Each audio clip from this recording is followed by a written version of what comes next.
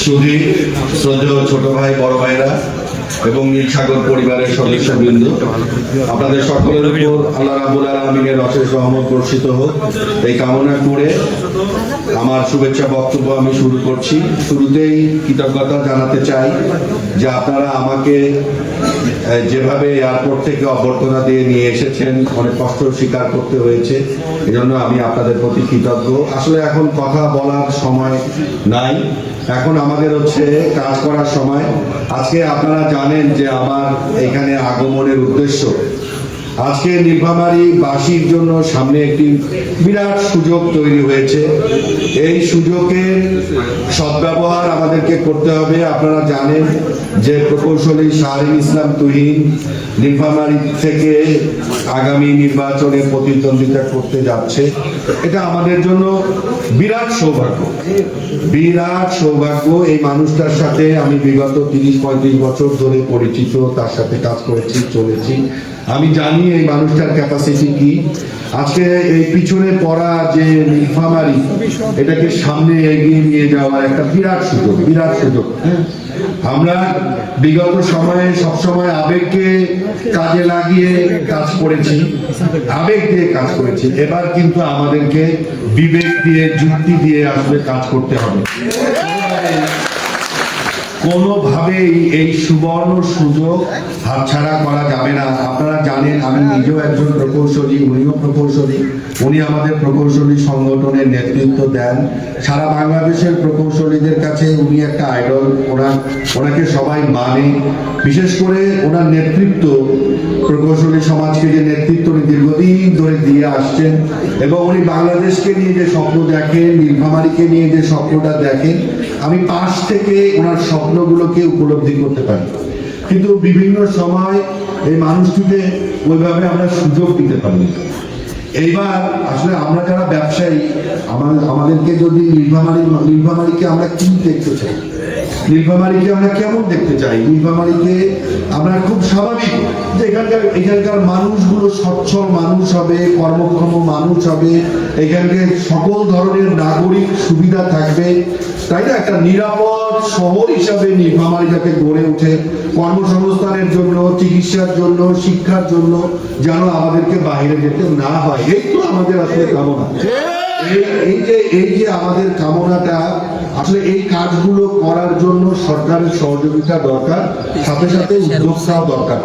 বিগত সময়গুলোতে আমরা হয়তো এই যে কম্বিনেশনটা সরকার এবং উদ্যোক্তা, এটা কখনো হয়ে ওঠে নাই। এবার যদি আমরা প্রকৌশলী শাহরিন ইসলাম তুহিনকে নীলফামারী থেকে নির্বাচিত করতে পারি, বিশ্বাস করেন আপনারা যে নীলফামারীকে কল্পনায় করেছেন, নীলফামারীকে আপনারা যেরকম দেখতে চান, বিশ্বাস করেন, আপনারা বিশ্বাস করেন, আমরা সেই নীলফামারীটা যদি ওনাকে একটা কারণের জন্য আমরা পাই, আমরা সেই নীলফামারীটাকে দেখতে পাবো। আমি কথা আমি জানি এগুলো তার জন্য খুব সহজ কাজ, খুব সহজ, কিন্তু তার পাশে এই সমস্ত কাজগুলোর জন্য জনগণ এবং আমাদের মতো কিছু উদ্যোক্তার প্রয়োজন। কারণ একজন রাজনীতিবিদ কিন্তু নিজে ইন্ডাস্ট্রি করা, নিজে অনেক কিছু তৈরি করা, এটা তার পক্ষে কিন্তু সম্ভব হয় না। উনি সুযোগ তৈরি করে দেন, উনি আমাদেরকে ফেসিলিটিস গুলো ক্রিয়েট করে দেন। উনি অনেকদিন ধরে আমাকে বলছিল যে আমি যেহেতু তার সঙ্গে দীর্ঘদিন রাজনীতি করেছি, আজকে ছুটে আসার কারণগুলোই এই যে নীলফামারীতে একটা বিশ্ববিদ্যালয় হোক, নীলফামারীতে ইঞ্জিনিয়ারিং কলেজ হোক, নীলফামারীতে কারিগরি শিক্ষা প্রতিষ্ঠান গড়ে উঠুক, এখান থেকে মানুষ শিক্ষিত হয়ে দেশের বাইরে যাক, এখানে উন্নত চিকিৎসা সেবা তৈরি হোক, এখানে অর্থনৈতিক অঞ্চল গড়ে উঠুক। বিশ্বাস করেন এই কাজগুলো তার জন্য অত্যাধিক সহজ, অত্যাধিক সহজ। কারণ উনি এমন একজন মানুষ, উনি যে কাউকে রিচ করতে পারে, ধরতে পারে। এখানে হয়তো অন্য যে কেউ এমপি হতে পারতো বা এমপি হবে বা হয়েছে, তারা কিন্তু সবসময় সবাইকে রিচ করতে পারে না, তাই না? এটা তো স্বাভাবিক। এখন যদি আমি এখানে মনে করেন এমপি হতাম, আমার ফোন কি সবাই ধরতো নাকি? এটা স্বাভাবিক। আমি যদি এখন একজন মন্ত্রীকে ফোন দেই, হয়তো 10-12 এরকম আমার মতো অনেক লোক তাকে ফোন দিবে, কিন্তু শাহরিন ইসলাম তুহিনের ফোনটা কিন্তু অ্যাভয়েড করতে পারবে না। হ্যাঁ, আপনারা জানেন যে আগামীতে কে সরকার গঠন করতে যাচ্ছে। 99% মানুষ বিশ্বাস করে যে আগামীতে এই সরকারটা আসতেছে। আমাদের ভাই উন্নতি চাইলে অবশ্যই সরকারি দলের সঙ্গে থাকতে হবে।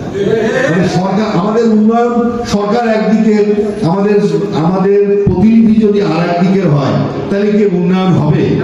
কখনো হবে না। এটা হচ্ছে স্বাভাবিক কথা। আর সেই লোকটা যদি ওই যে পরিবারটির এই সরকারকে নেতৃত্ব দিবে সেই পরিবারের সদস্য হয়, তো এটা আমাদের জন্য একটা অনেক বড় সুযোগ না? এই সুযোগটাকে কাজে লাগাতে হলে শুধু নিজে ভোট দিলে ভাই এবার হবে না, প্রত্যেককে আমার ওনার কর্মী হয়ে যেতে হবে। আমরা ভোট তো নিজে দিবই, একটা বার ভাই, বেশি তো সময় না, দেখতে দেখতেই তো আসলে অনেক সময় পার হয়ে যায়। দেখবেন 5টা বছর দেখতে দেখতেই পার হয়ে যাবে। কিন্তু একটা বার নীলফামারীর স্বার্থে আমরা আবেগ দিয়ে নয়, বিবেক দিয়ে কাজ করে প্রকৌশলী শাহরিন ইসলাম তুহিনকে আমরা সংসদে পাঠাতে চাই। এই আপনারা জানেন, এই জন্যই আজকে আমার ছুটে আসা। আমরা আজ থেকেই ছুটে বেড়াবো আপনাদেরকে নিয়ে। আপনারা যে যেখানে আছেন, যেখানে বসবেন, চা খাবেন, গল্প করবেন, একটু সাথে সাথে ভোটের কাজটাও করবেন। এইবার এই যে আমরা ভাই এই দুনিয়াতে আসছি ক্ষণিকের জন্য, এই দুনিয়া থেকে আমাদেরকে চলে যেতে হবে, কিন্তু আগামীর নীলফামারীকে আপনার এই ভোট, আপনার এই কষ্ট, আপনার এই প্রচারণা আগামীর নীলফামারীটাকে কিন্তু গড়ে দিবে। আমাদের সামনের যে ভবিষ্যৎগুলো আছে, তারা একটা উন্নত নীলফামারী দেখতে পাবে। এটা কি আমরা চাই না? আজকে দেখেন, আমাদেরকে এখনো চাকরির জন্য ঢাকায় যাইতে হয়, চিকিৎসার জন্য রংপুরে যাইতে হয়, পড়াশোনার জন্য বাইরে যাইতে হয়। এই জিনিসগুলো তো হওয়ার কথা না। স্বাধীনতার আজকে যে এই যে আপনার 55-56 বছর যে পার হলো, আমরা কি এমন উন্নতি করতে পারছি বলেন? আমরা কিন্তু পারি নাই। কারণ আমরা ওই যে বললাম যে কম্বিনেশনটা সবসময় আমাদের ভালো হয়নি। কিন্তু এটা একটা সুযোগ, এটা একটা আমাদের জন্য অনেক বড় সুযোগ। এই সুযোগটাকে আমরা কাজে লাগাবো এবং ভালোর সাথে থাকবো, আলোর সাথে থাকবো। আগামীর যে উন্নত নীলফামারী, আমরা যেন বলতে পারি যে এই উন্নয়নের মিছিলে আমি শুধু সমর্থক না, আমি একজন কর্মী ছিলাম। এবং বিশ্বাস করেন, ভালো কাজের যে রিওয়ার্ড, ভালো কাজের পুরস্কারও আমরা পরকালে আল্লাহর কাছে বলেন, ভগবানের কাছে বলেন, আমরা পাবো। আমার এই চিন্তা চেতনায় যদি একজন লোককে আমি নির্বাচিত করে যথাযোগ্য জায়গায় বসাতে পারি, আর তার দ্বারা যদি এই কাজগুলো হয়, বা এই ভালোর যে আমরা বলি সোয়াব বলি আর যাই বলি, এটা কি আমিও অংশীদার হলাম না? আমিও অংশীদার হলাম। এইবার এই জন্য আমি বলবো যে বুদ্ধি করে কাজে লেগে করতে হবে, হাতে সময় কম।